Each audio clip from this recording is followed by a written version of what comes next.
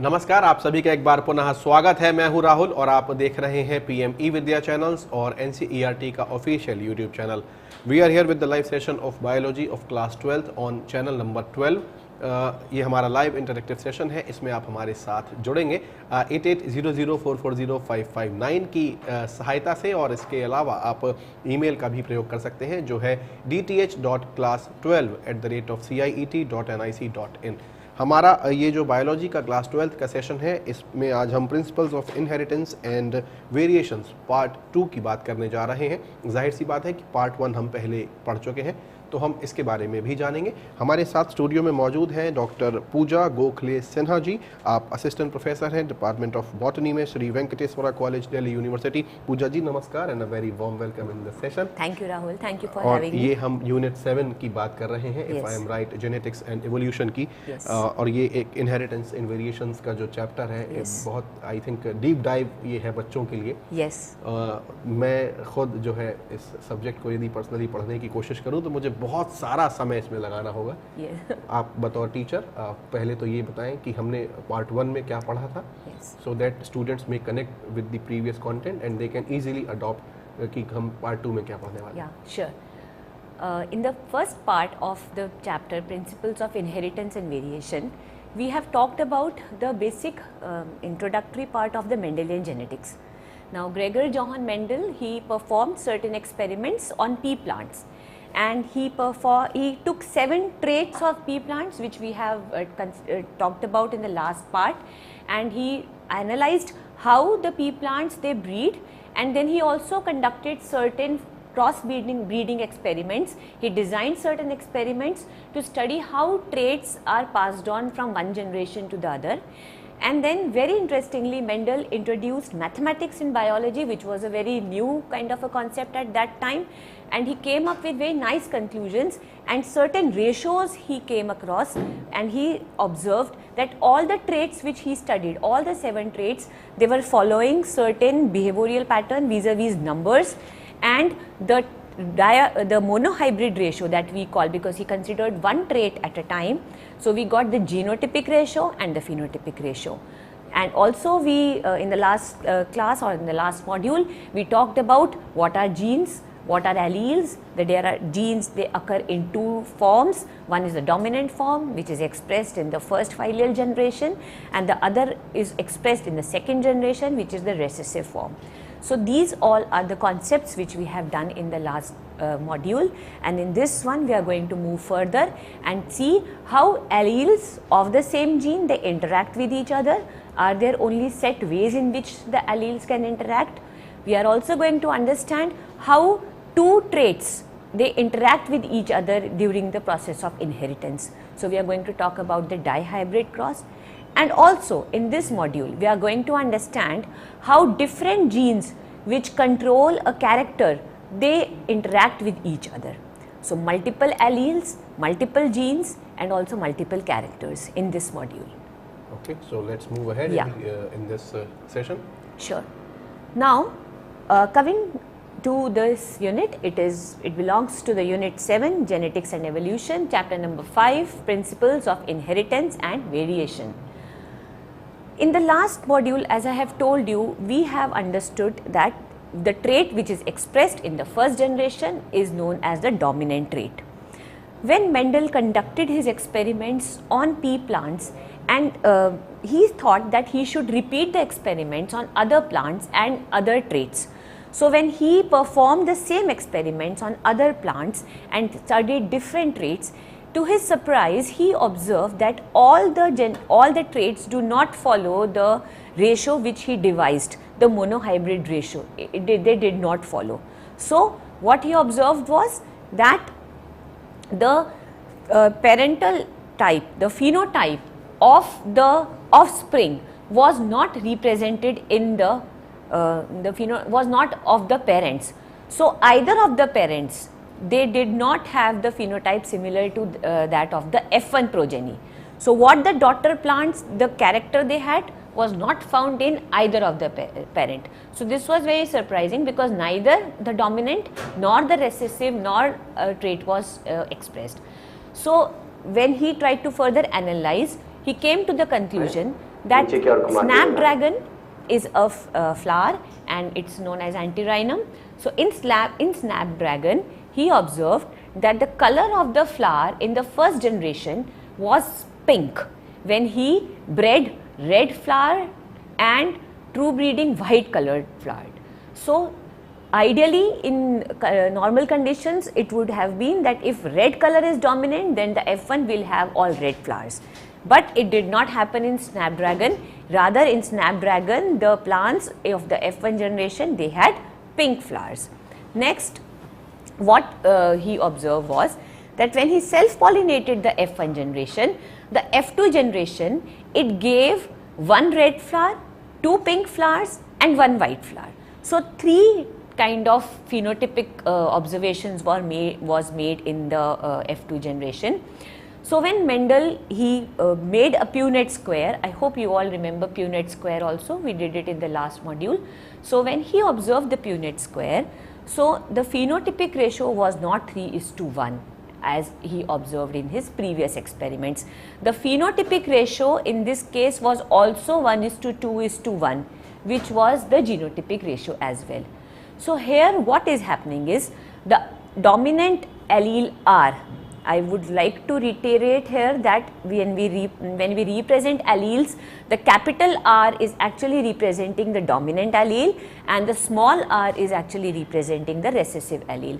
So in this case, the red colored flower, which is the dominant and it represents 2 capital R, and the white flowers which represent 2 small r's, when they are bred together, so the gametes they give is capital R and small r, and the F1 generation he observed all pink. So a capital R and a small r, when it gave pink colored flower, it was hypothesized by Mendel that there is something which is not allowing both the dominant allele to express itself completely. So the dominant allele was dominant because white color was not observed, but the dominance was not in complete sense. That is why we did not get the red color. So the pink color indicates that the dominant allele was incomplete in its expression. So this is because of incomplete dominance that in plants like snapdragon, when we consider flower color as a trait, the genotypic and the phenotypic ratio we get as 1:2:1 in F1, wherein a capital R and a small r together does not give red color, but instead gives pink color, which represents that incomplete dominance of the dominant allele. So most of the time when we visit some gardens or maybe any park, so we see so many flowers, and there are different colors, red color, right, purple, pink, yellow. So can we say all these colors we see in the flowers due to gene only? Yeah, of course. All characters, whether they are vegetative character or reproductive character, they come from genes. Okay. And in case of variable characters, like if we talk about flowers, so the same plant will have red, pink, yellow, different colors flower. This indicates that the pigment which is giving the flower petal its color, it is controlled by a gene, and how the alleles of that particular gene express, that actually leads to the formation and representation in the form of a color. So there are certain times where their dominance is there are certain times where some alleles are dominant. So this is what was observed by Mendel in snapdragon. Okay.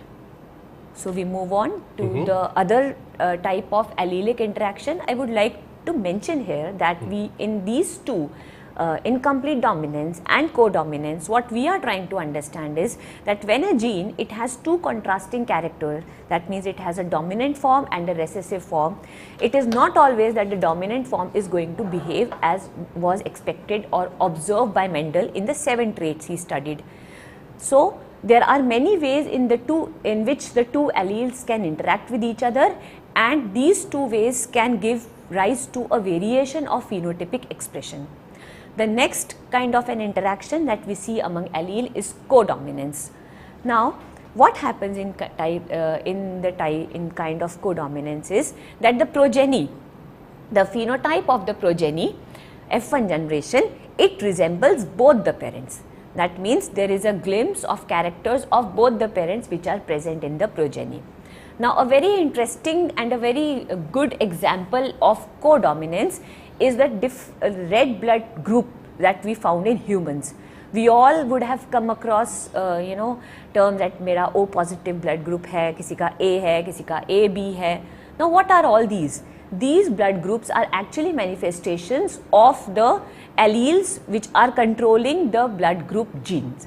Now, in this kind of in codominance, when we talk about the blood group in humans, so it very interestingly, the gene I is the one which controls the OBO blood group type in humans, and this gene, it exists in 3 forms. So there are 3 alleles. So this is also another example of a concept which is known as multiple allelism, wherein a single gene has more than 2 alleles. So IA, IB are the 2 dominant forms of the gene I, and I small I that you can see on your screen is the recessive form of the gene I. Now, what are these IA and IB representing? Actually, the red blood cells of humans, they have certain sugar polymers, polysaccharide polymers on their surface, and IA will have a different type of polymer, IB will have a different type of polymer on the surface, and I0 will have a different type. It does not actually produces any type of sugar on the surface.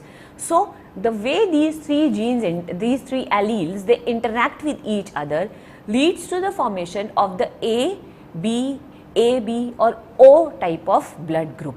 So, when IA and IB are present, these 2 are completely dominant over the small I.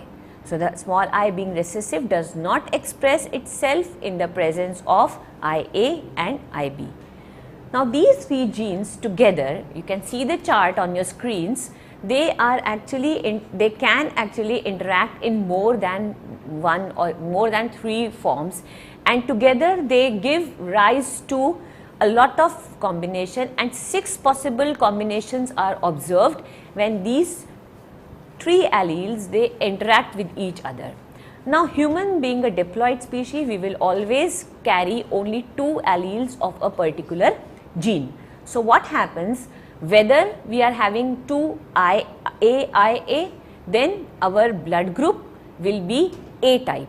So, the genotype of the offspring will, if it is IA, that means both the alleles are dominant IA. So, IA represents the A blood group. Okay. Likewise, if we have IB and IB, then it represents the B blood group. That means both the alleles are dominant. A third situation arises when we have IA and IB. Now, when we have IA and IB, then it indicates that the blood group of the offspring is going to be the AB type of blood group. Likewise, we can have another variation IB and IA. Again, the blood group, the phenotype of the blood group will be AB. Now, in case the offsprings, they have only the 2 alleles which are recessive, the I small. So, small I together give rise to a O blood group, which is also the most common blood group, and that means the O blood group people, they do not have any polysaccharide on the RBCs. Again, if we have IA, the dominant allele, and the recessive allele small I, the blood group is going to be A. Similarly, IB as a dominant allele and small I, the blood group is going to be B. So, very interestingly, the transmission of blood group as a character from the parents to the progeny, it is controlled by multiple alleles. So, 3 alleles, and these alleles, they are codominant. Now, codominance in blood group is seen when we have both IA and IB. So, none of the 2 are dominant over the other, but both are codominant. That is why we get the phenotype as AB. This has to be kept in mind that either of the 2, IA and IB, are not able to dominate over the other, but if they have a recessive allele small I, then they are able to dominate over the small I when they are singly present with a small I. So, the 3 blood group alleles, they combine in 6 possible genotypes and they give rise to 4 phenotypes. So, blood groups in humans is a classic example of codominance, which and also it is controlled by 3 alleles. Multiple allelism or multiple alleles, the blood group ABO blood group in humans also is a very good example of multiple allele as a concept, because we have more than 2 alleles representing a same character or responsible for conferring or inheritance of a same character.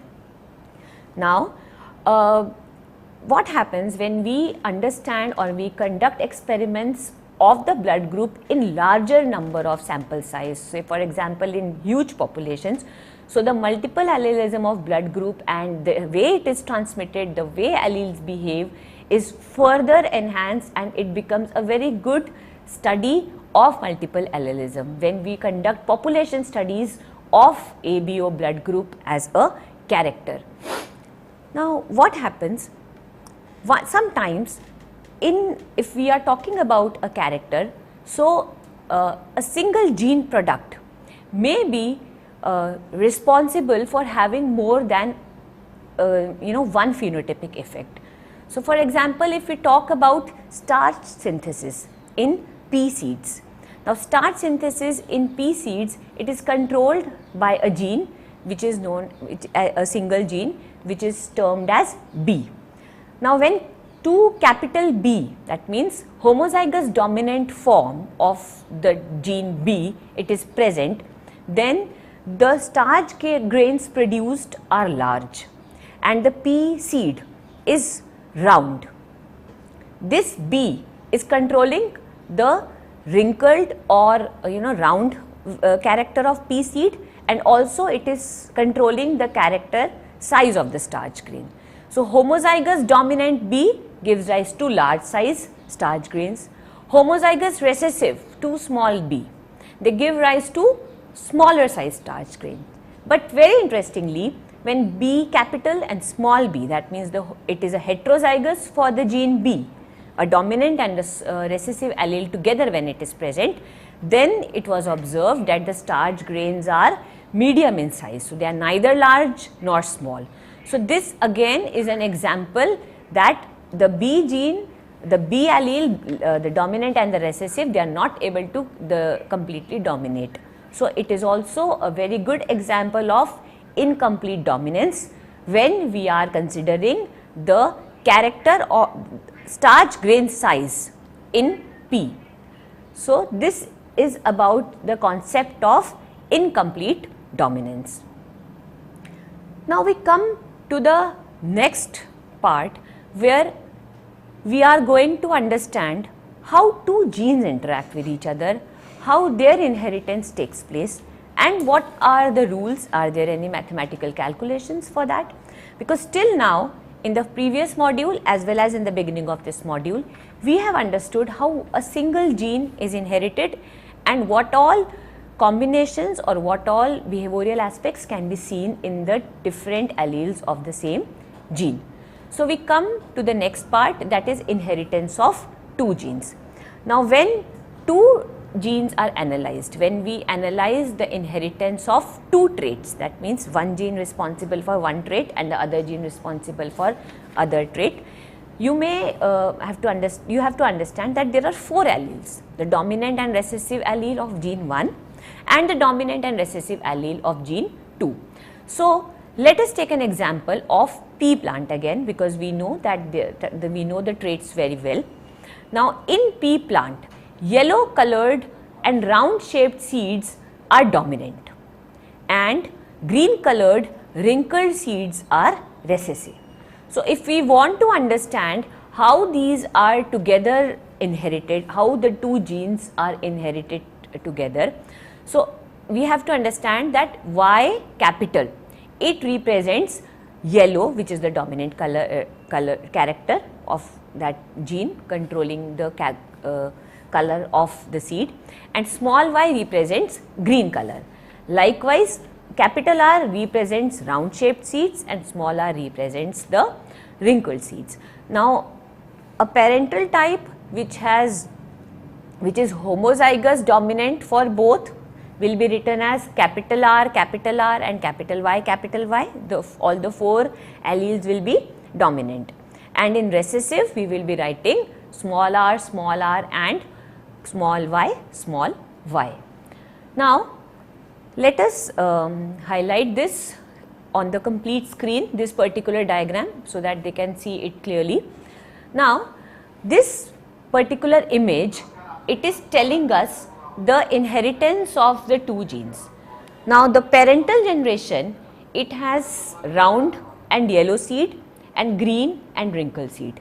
The gametes that are found are capital R and Y from one parent and small r and y from the second parent, that means the recessive parent.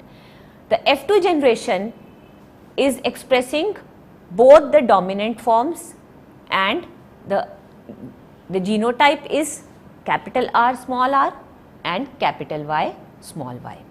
Now, when selfing is done, the gametes that come off from the F1 generation, so each parent of the F1 generation can give rise to 4 combinations of gametes. They can either be homozygous for dominant for both the characters, that means capital R and capital Y. They can be homozygous recessive for both, so small r and small y, or they can be heterozygous for one dominant and one recessive. So, if they have small r, the other can be capital Y. Small r and capital Y indicate that the seed color is yellow, but the seed is wrinkled. Again, another combination is when they have capital R, that means round seed, but small y, that is they have the seed color is green. So, all the 4 possible combinations of gametes are possible in the male and the female gametes, that from the male and the female plant. Now, the square is again a Punnett square. I hope you all recall what is a Punnett square. So, when we combine the gametes and we draw a Punnett square, we come to the conclusion that the first 2 rows of the top column, they all are having yellow colored seeds which are round. So, in all these it has been highlighted as yellow for your convenience. So, you can all understand that these all have capital Y, either in homozygous form or either as a heterozygous form. So, even if a single capital Y is present, then the seed is going to be yellow, and even if a single capital R is present, then the seed is going to be round. So, R small, R capital, Y small, Y capital in any combination is going to give you round and yellow seeds. The next combination, the bottom 4, in which we see round and wrinkled green colored seeds, you should observe that all the Y, both the gametes or both the alleles for Y, they are small, indicating that they are homozygous recessive for this character. So, whenever there is absence of capital Y, there is no yellow color. So, that is why all the 4 seeds at the bottom end, they are all green, but if a capital R is present, then the seed becomes green and round. And the top below most, which has all the 4 alleles as recessive forms, that means homozygous recessive for both the genes. So, it will have wrinkled seeds and green colored seeds. Now, in between you see that there are certain seeds, 3 in number, which are showing yellow color but wrinkled phenotype. That means the gene that is controlling the roundness of the seed is present in homozygous recessive form. So, small r, wherever 2 small r's are present, the seed is going to be wrinkled, irrespective of whether there is a yellow color, whether Y is capital or Y is small. Now, when Mendel further analyzed mathematically the inheritance of two characters, he got the ratio of 9:3:3:1. Again, going back to the previous slide, 9 is when both dominant alleles, when the dominant alleles of both the genes are present, either in homozygous condition or in heterozygous condition. So, if you count the yellows, they are 9 in total. Then the second phenotype is round and green. So, round and green, it is dominant for one character and recessive for the character. So, the total number is 3. Again, yellow and wrinkled, it is again representing dominance for one character and recessive for the other. So, 9:3:3:1. 1 is homozygous, recessive for both the characters. So, Mendel calculated this and he came up with the magical ratio 9:3:3:1, which is known as the dihybrid ratio. And the dihybrid cross is when we are understanding two traits, the inheritance of two traits and 4 alleles in a plant in this case. So, so Dr. Pooja, as you are describing, two gene inheritance. So, one of our viewer, Kamlesh, sent a question that would you please explain one gene inheritance as well? Okay, Kamlesh, one gene inheritance was discussed in the previous module. Now, in one gene inheritance, what happens? We are only talking about two alleles. One is the dominant allele, the other is the recessive allele. And in one gene inheritance, we get two gametes. So, the capital R and the small r, if we are talking about yellow character of the pea plant as a trait, and again small r and capital R if we are talking about the round character in the pea plant. So, only one character is analyzed when we are talking about the monohybrid cross, and the phenotypic ratio is 3:1 and the genotypic ratio is 1:2:1 in the monohybrid cross. Okay.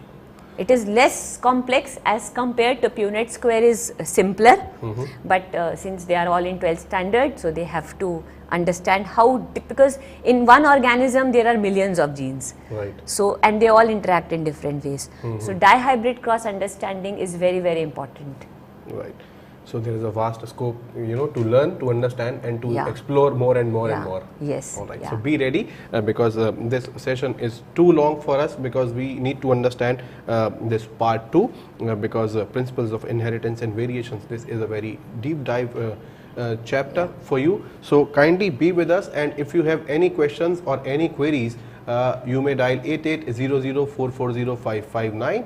Or you can send us an email if you have any questions, because I can see some questions are floating on YouTube. So, dth.class12@ciet.nic.in. This is the email ID you can use for your questions, your queries, or if you have any views to write, to submit as a homework or as your views regarding this session. So, kindly mail us and I will transfer it to Dr. Pooja. So, let's move ahead in the session, please. Yeah. Thanks, Rahul. Now, coming back to the presentation, based upon his observations of the dihybrid cross, Mendel gave the law of independent assortment. The law of independent assortment states that when two pairs of traits, two pairs means that when one trait which has two contrasting characters, okay.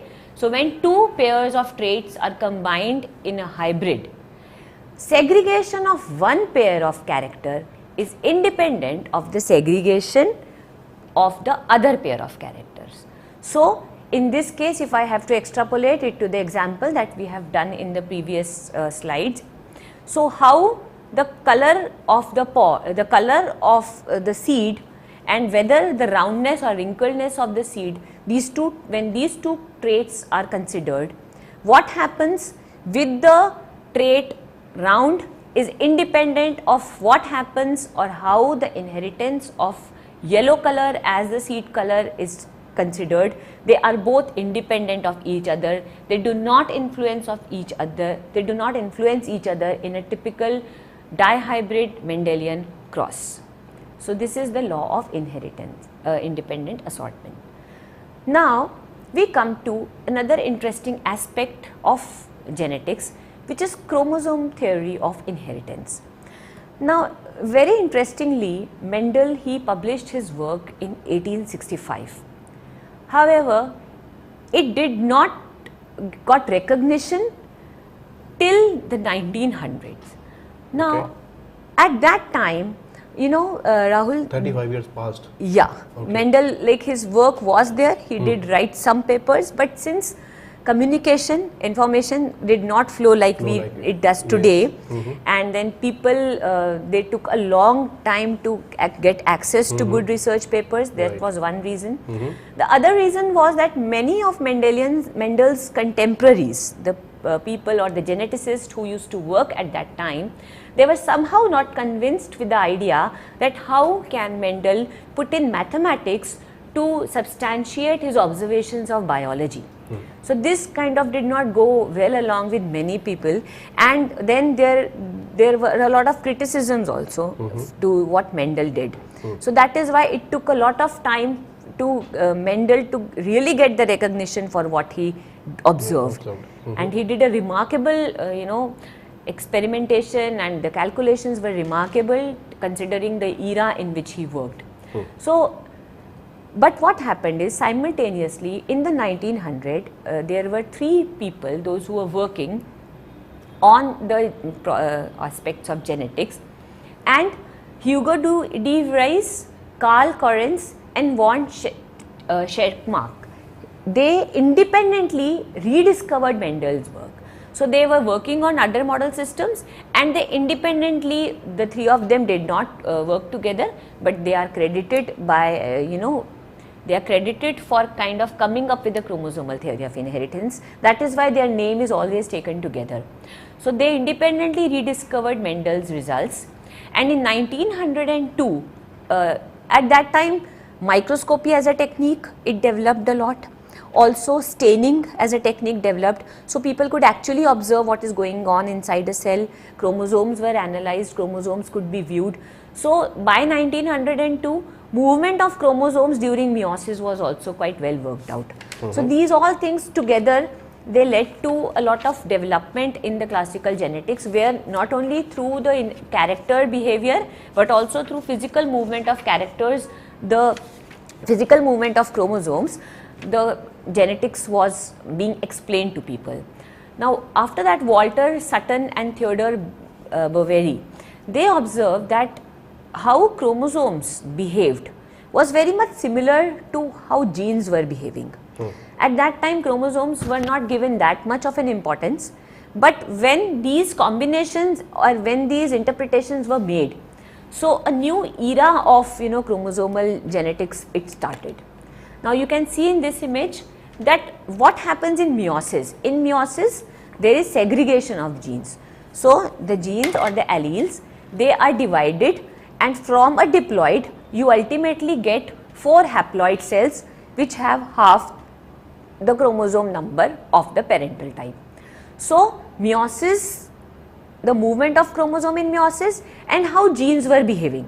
If you recall the Punnett square, each parental type gave 4 you know, different alleles when we were talking about dihybrid, and a single one gave 2 alleles or 2 combinations. So this was precisely which observed by many scientists, and eventually Sutton and Boveri concluded that pairing of and separation of a pair of chromosomes, it actually led to segregation of the pair of factors. Now at that time, the word gene was not very, you know, comfortably used.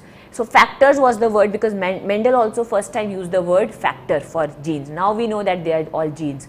So Sutton and Boveri said that what happens with chromosomes, when they segregate, the genes segregate, when they pair, the genes are also combining. So they kind of established themselves and established the chromosomal theory of inheritance, and they also showed it practically. So independent assortment of chromosomes led to independent assortment of genes, which was observed as independent assortment of characters by Mendel. So when all these concepts were being built up, and more energy was put into researching how genes and chromosomes they behave and how they are moving through generations, new and novel concepts were being observed because a lot of people started working with different and diverse model systems. Till now, major focus was given on plants, and since Mendel worked on pea plant, he also, many other people started working on pea plant. But there were other people, those who were working on different model systems, and Drosophila melanogaster was a very favorite model system during that time, because the Drosophila flies, they are easy to culture. The characters which we want to observe, they are very clearly seen. So morphological characters are very distinct. The contrasting character of types of the same character. Also, when we work on pea plants, we will have to at least give 5 to 6 months for the complete pea plant to complete its cycle. But that was not the case with Drosophila. As model systems, they had a shorter lifespan. So within a few days or weeks, we could get a new progeny. So all these factors, they worked in favor of Drosophila, and it is also known as a fruit fly. We all come across Drosophilas, we all have seen Drosophila. So Thomas Hunt Morgan, he carried out experimental verification, and he wanted to observe that yes, chromosome theory of inheritance, it does work, and experimentally he wanted to prove it. Now in this process of his discovery, he came across variation due to sexual reproduction. So this was something which Morgan found, and Morgan was working on Drosophila. So the male Drosophila is smaller in size, the female Drosophila is larger in size, and he conducted dihybrid crosses in Drosophila. So he conducted the crosses in order to observe how the characters or the genes which are related to the sex of the parental type, how those are transmitted. So he hybridized yellow bodied, white eyed female to brown bodied, red eyed male. He observed that the two genes, they did not segregate independently, and the F2 ratio was diverging from the 9:3:3:1 that was observed by Mendel. So he came to the conclusion that there is something else working in these two genes when the inheritance is considered together, and that is why the 9:3:3:1 ratio is not being observed. So the two characters, when more detailed investigations were carried out, and he also observed that how are these two traits inherited and on which chromosome they are present. So it was observed that both these characters, they were located on the X chromosome. Here I would like to mention that when we talk of genes, genes are nothing but fragments of DNA, and they are actually they make a part of chromosome. A chromosome is nothing but DNA along with some histone proteins which are folded many times in order to make them compact. So when a chromosome opens up, it is actually a sequence of base pairs. So they are located, the genes are located on chromosomes. They are actually, the genes, they make up the chromosome, rather the DNA, the nucleic acids, they make up chromosomes.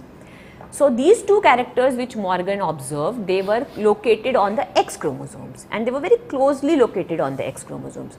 So what he found, that when these two characters they were inherited, so if the two genes are situated on the same chromosome, then in the progeny, the proportion of phenotype that represents the parental type or that is similar to the parental type is very high. So this Morgan concluded that because the genes are very close to each other physically, they are not able to independently assort during meiosis. And in the process of meiosis, even though the gametes are separating, these two genes, they are going together as a unit. He coined the term linkage. Link means the two genes are so close that they are kind of linked to each other. So he coined the term linkage to describe the physical association of genes on a chromosome and how they are transmitted. Why we do not get the 9:3:3:1 is because the recombination is there. So the term recombination was used by Morgan to describe the generation of non-parental gene combinations. So the divergence from the 9:3:3:1 is due to recombination, and the two genes which he was talking about, they were linked. So when the two genes, they are very close to each other, then it is observed that the linkage was, when the linkage was very tight, the recombination was very low, and when the linkage was loose, then the recombination was very, very high. So this is what Morgan observed, and it was something new and something novel, because until now the characters which were studied, they were focusing on characters, but the influence of sex on those characters and the influence of linkage was not known. Genes were considered to be discrete factors which were moving from generation to generation, but they were actually part of chromosomes and they were moving together in some cases. That was something which Morgan came up. Linkage and recombination, it actually changed the paradigm of classical genetics during that time. Okay. So it was a big discovery, and the way he interpreted it was also very, very interesting and nice. Okay. Now coming to the next part. When Morgan was doing all these experiments, there was a student of his who was Alfred Sturtevant, and he used the frequency of recombination. How many times, what is the frequency that we get recombinants? So this frequency of recombination was used by Sturtevant to map genes. That means to actually find out the physical distance of genes on chromosomes. So mapping as a concept, physical mapping of genes as a concept came during that period, and it is very interesting because physical mapping based upon recombination frequency gave us an idea of the relative positioning or placement of different genes on different chromosomes. So if we have recombination maps, we can know that on the 23 chromosomes that human have, which gene is present on which chromosome, whether it is present on the long arm, whether it is present on the short arm, how much far away it is from the centromere or the telomere, how are two genes located, are they near to each other or they are very far off. So these maps, they lay the foundation of further genetic mapping and physical mapping and also gene sequencing. So to have a sequence, we need to have extensive genetic maps of different species. Now coming to other kind of traits in which we are going to discuss polygenic inheritance. Till now we have analyzed and understood how one gene controlling a character or two genes controlling two characters, they are transmitted, and also different type of alleles. Polygenic inheritance talks about when traits or character is controlled by more than 3 genes. So those traits are known as polygenic trait, and height and skin color of human. Now we see a large variation of skin color in humans, we see a large variation in height in humans. So how are these? Why there is so much of variation if there are only a dominant and a recessive form? Either we all should have been tall, or we all should have been short, either we all should have been fair or dark if there was only a dominant and a recessive allele. So this is explained, this variation is explained by polygenic inheritance, in which there are many genes which are controlling a single trait. So let us take an example of skin color in humans. Now skin color in humans is actually governed by 3 genes, A, B and C genes, and the 3 genes, the dominant capital A, capital B, capital C, they are responsible for the dark skin colored, and when they are present in the recessive form, small a, small b, small c, they represent the fair or the lighter skin color. Now light skin color, if it indicates that there is more number of recessive alleles of all the 3 genes, and if the skin color is dark, then it indicates that dominant allele of the 3 gene is present more in number. So capital A, Capital B, capital B, capital C is a combination in which the skin color is very dark, and small a, small b, small c, b, small c, small c. So, homozygous recessive, all the 3 genes. It represents a lighter skin tone, and all the variations that we see is actually when you have capital A, small a, capital B, small b. So, there is a lot of variation. There are different combinations that can be made. So, that represent or that is manifested in the variation in the color of the skin in humans that we observe. Interestingly, the polygenic trait, they they are also many a times under the influence of environment. So, there is environment as well as genes which play a significant role.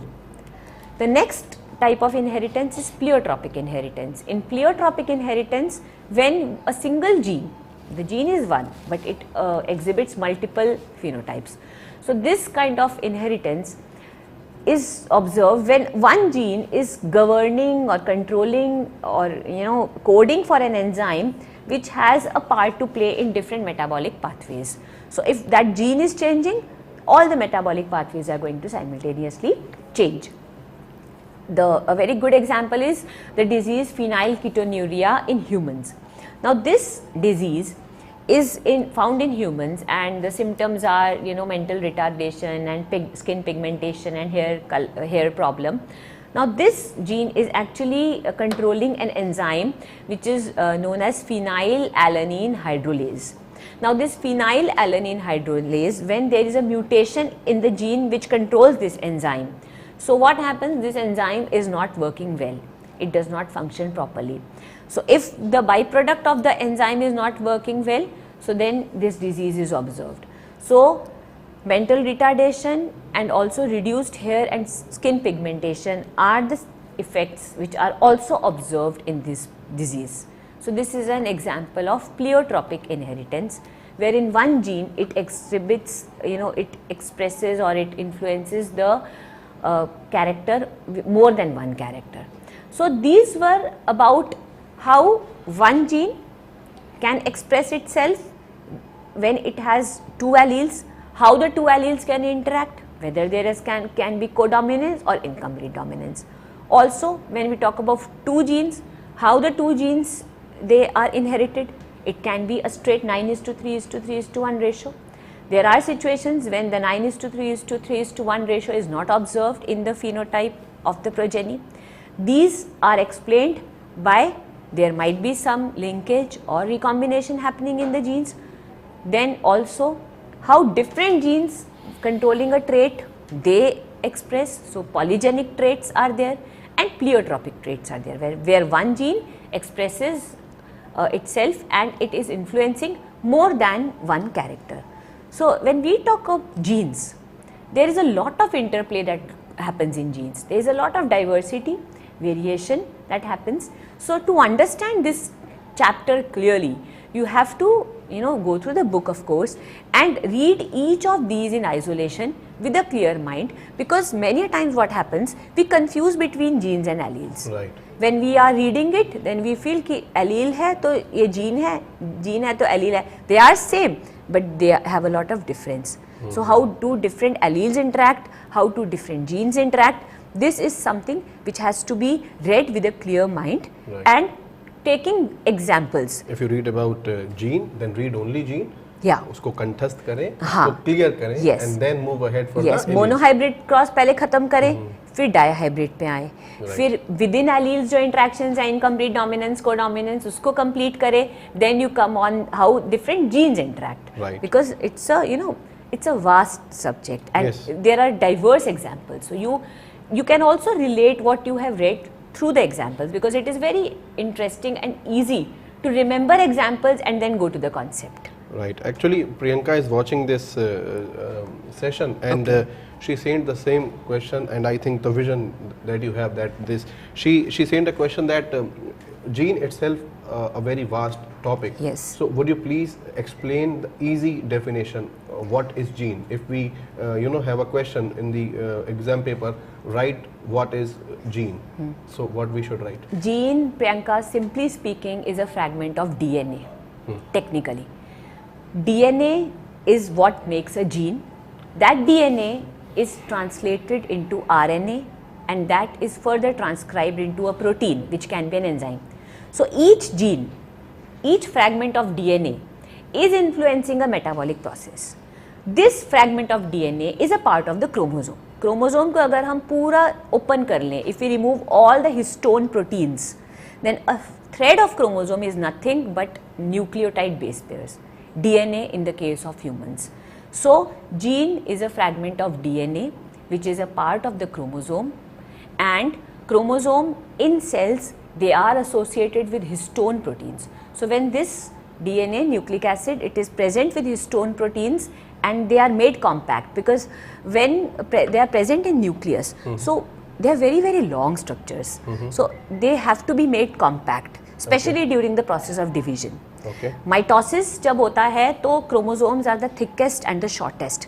They condense, they roll on themselves, and histone proteins, they are the ones which help the DNA to wind out.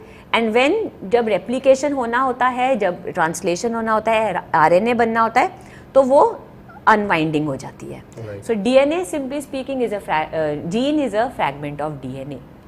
चलिए, तो प्रियंका, ये I am sure आपको आपके question का answer मिला होगा. उन्होंने again एक और क्वेश्चन भेजा है, and she wants to ask that if we read about gene characters, ये सिमिलर है if we talk about human body as well, वहाँ भी जेनेटिक्स हम देख सकते हैं डिफरेंट तरीके की. तो उनका प्रश्न ये है कि जो कैरेक्टर्स हैं, जैसे हमने कलर्स की बात की थी, जब आपने कहा कि दिस इज द रिजल्ट, जो कलर्स हैं उनका एक पूरा रोल है, उनकी पूरी जेनेटिक्स है. तो सिमिलरली जो कैरेक्टर्स हैं, क्या उनको भी जीन जो है प्रभावित करता है? हाँ, all characters. You can not have any character without a gene. Whatever the character is, the color of the eye, the length of your hair, the height that you have, जो physical characters है, and metabolic characters also. Sometimes we all come across कि अगर family में diabetes है, what is that? Family में diabetes है, that means the gene is Genetics. there. So it is there, and it is expressing in some generations. It is not expressing in some. Right. Not all the members of a family or not all the siblings will have a particular disease that the parents have. So which allele has gone into which offspring? That is something which controls how all the characters, whether we like those characters or whether we don't like. Right. So genetics, it's not biased. So if everyone is fair, they are happy. But if you have a disease gene, then you might even as well, that is also transmitted. You have to cope up with it anyhow. Yeah. Right. So Dr. Pooja would like to ask you the question that can we say that this chapter is finished today? No, there is still more to this chapter. We will have a part 3 also, in which we are going to talk more about sex-linked inheritance. Okay. And that we will be discussing in the next module, because until now we have just got a glimpse of how sex-linked inheritance led to the observation of linkage and recombination. But there are many traits which are totally dependent on the sex of the parental type. So those characters, those type of inheritance patterns we are going to observe or read about in the next module. Okay. और कुछ हमारे साथ हमारे दर्शक ऐसे भी जुड़े हुए थे जो शिकायत कर रहे थे कि हिंदी मीडियम में भी पढ़ाएं. तो मैं आपको ये कहना चाहूँगा कि हम इन फ्यूचर जो भी सेशंस लेकर आएंगे उन्हें हम बाइलिंगुअल करेंगे, ताकि किसी को कोई ऐसी परेशानी ना हो. और अभी ये बहुत एक अच्छी बात भी है, देखिए कि if we took the session in English only, तो जो और बच्चे हैं जिनके लिए संभवतः हिंदी एक बहुत बड़ी भाषा होगी, उन्हें थोड़ी सी परेशानी का सामना करना पड़ रहा होगा. और the happy moment is that we have now new education policy which says कि आपकी जो भी भाषा है आप उसी में पढ़ाई करें, and it will be easy for you, so that you may understand easily, you may grasp easily, and you can write easily, and you may score easily. लेकिन easy का मतलब ये नहीं है कि आप पढ़ेंगे नहीं, आप बेहतर समझ पाएंगे. ये उसका एक मेन मुझे लगता है मोटो है. Knowledge actually, language should not be a barrier for knowledge. Yes. So the concept of being taught in the mother tongue is really a welcome step. Right. तो इसके लिए हम बिल्कुल स्वागत योग्य है, जैसा कि अभी डॉक्टर पूजा ने भी कहा कि ये एक स्वागत योग्य कदम है. आप पूजा जी यहाँ तक आई, आपने ये ये इंपॉर्टेंट टॉपिक जो है पढ़ाया। मैं गुजारिश करूंगा नेक्स्ट टाइम से हमारा जो भी सेशन होगा क्लास 12th का या किसी भी और सब्जेक्ट का, so will try to make it bilingual so that many of students will be benefited, कि हमारा कोई कंस्ट्रेंट ना रह जाए। और जैसा कि हम सभी जानते हैं कि सभी राज्य सरकारें इस क्षेत्र में प्रयास कर रही हैं कि जो उनकी रीजनल लैंग्वेजेस हैं, जो प्रादेशिक भाषाएं हैं, उनमें भी इस तरीके के जो है एजुकेशनल मॉड्यूल्स बने, ताकि वो अधिकतम बच्चों तक पहुंच सकें, चाहे उनकी भाषा अंग्रेजी हो या ना हो, हिंदी हो या ना हो, जो भी उनकी भाषा हो वो उसमें उन तक पहुंचे। और जो ये प्रचार प्रसार है हमारे ज्ञान का, ये उतना ही बढ़े जितनी उसकी आवश्यकता है, क्योंकि ये जितना फैलेगा प्रकाश उतना ही दूर तक जाएगा, ऐसी मेरी आशा है। डॉक्टर पूजा, आप यहाँ तक आई, आपने ये सेशन पढ़ाया, उसके लिए बहुत बहुत शुक्रिया, बहुत आभार। Thank you very much. Thank you. Biology का हमारा ये सेशन आज का यहीं समाप्त होता है। हमारे आज के सेशंस PMeVidya चैनल्स पर समाप्त हो रहे हैं। आप इन सेशंस को YouTube पर फिर देख सकते हैं, NCERT के ऑफिशियल YouTube चैनल पर आप इन्हें ज़रूर देखें। और अपना जो कंसेप्ट है, जैसा कि अभी हमारी एक्सपर्ट ने भी आपको बताया, कि यदि आप जीन पढ़ रहे हैं तो सिर्फ जीन पढ़ें, एलील ना पढ़ें, क्योंकि वो आपको कंफ्यूज करेगा। क्लियर माइंड के साथ पढ़ें, उसको कंठस्थ करें, उसको क्लियर करें, and then move ahead for the next topic. और ब्रेक ले लेकर पढ़ें, मुझे लगता है इससे ज़्यादा आपको आसानी होगी। और ख़ुद से बेहतर आपको कोई नहीं जान सकता है, और ख़ुद को जब आप जान लेंगे तो आप अपनी खुद मदद बहुत बेहतर तरीके से कर पाएंगे, और जो आप बेहतर करेंगे उससे रिजल्ट्स भी बेहतर आएंगे। फिलहाल मुझे मेरी पूरी टीम के साथ दीजिए इजाज़त, और जुड़े रहिए PMeVidya चैनल्स और NCERT के ऑफिशियल YouTube चैनल के साथ। नमस्कार।